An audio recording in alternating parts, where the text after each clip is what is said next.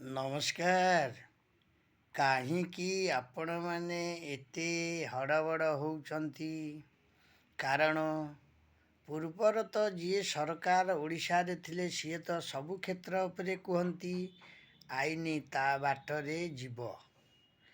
ତେଣୁ ୟାକୁ ଏଇ ଯେଉଁ ଆମର ବ୍ରହ୍ମପୁରର ଯେଉଁ ମର୍ଡ଼ର କେସ୍ଟିକୁ ଧରିଛନ୍ତି କିଏ? ସେ ଆଇନବାଲା ଧରିଛନ୍ତି, ପ୍ରଶାସନ ନିଜେ ଏସ୍ପି ଧରିଛନ୍ତି।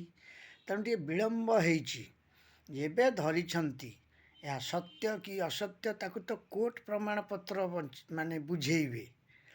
ଆଇନ ଅଦାଲତ ତାକୁ ବୁଝେଇବ ପ୍ରକୃତ ସିଏ ଦୋଷୀ କି ନିର୍ଦ୍ଦୋଷୀ। ଆପଣମାନେ ସବୁ ଏତେ ପ୍ରେସ୍ ମିଟ୍ କରୁଛନ୍ତି କ'ଣ ପାଇଁ? ଯେଉଁ ଦଳର ବ୍ୟକ୍ତି ହୁଅନ୍ତୁ, ଆପଣ ଟିକେ ଚୁପଚାପ ବସିକି ଖେଳ ଦେଖନ୍ତୁ। ପ୍ରକୃତ ଆସାମୀ କି ନୁହଁ, ବେଗର ଆସାମୀ କି ଯେବେ ଧରିଥାନ୍ତି, ତାହେଲେ ସେଥିପାଇଁ ତ ପ୍ରଶାସନ ଦୋଷୀ ପ୍ରାପ୍ତ ହେବେ। ଇଏ ଆଉ କେହି ନୁହନ୍ତି, ଇଏ ଧରିଛନ୍ତି ନିଜେ ଏସ୍ପି ଧରିଛନ୍ତି ନା।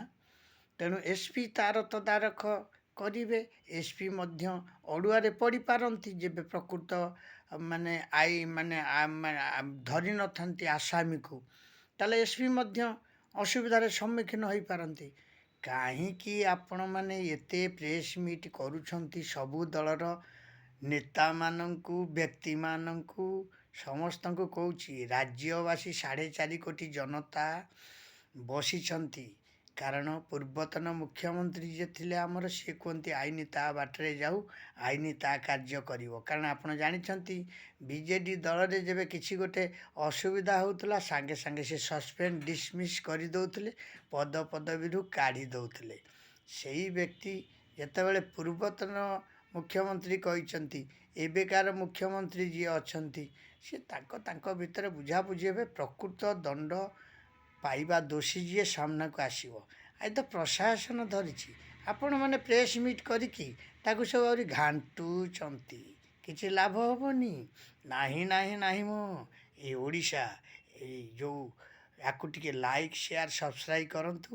କାରଣ ଦୋଷୀ ଆଇନ ତା ବାଟରେ ଯିବ, ଦୋଷୀ ନିଶ୍ଚୟ ଦଣ୍ଡ ପାଇବ। ଆଉ ପ୍ରଶାସନ ଧରିଛି, ଆଉ ପ୍ରକୃତ ଦୋଷୀକୁ ଦଣ୍ଡ ଦେବ ଆଇନ ଅଦାଲତ। ନାହିଁ ନାହିଁ ନାହିଁ ମୁଁ ଏ ଓଡ଼ିଶା, ଏଠାରେ ଏମିତି ସବୁ ହୁଏନି। ଆପଣମାନେ ଟିକେ ଅପେକ୍ଷା କରନ୍ତୁ, ଅପେକ୍ଷାର ଫଳଟା ନିଶ୍ଚୟ ମିଠା ହେବ। ଆକୁ ଲାଇକ୍ ଆଉ ସେୟାର ସବସ୍କ୍ରାଇବ୍ କର।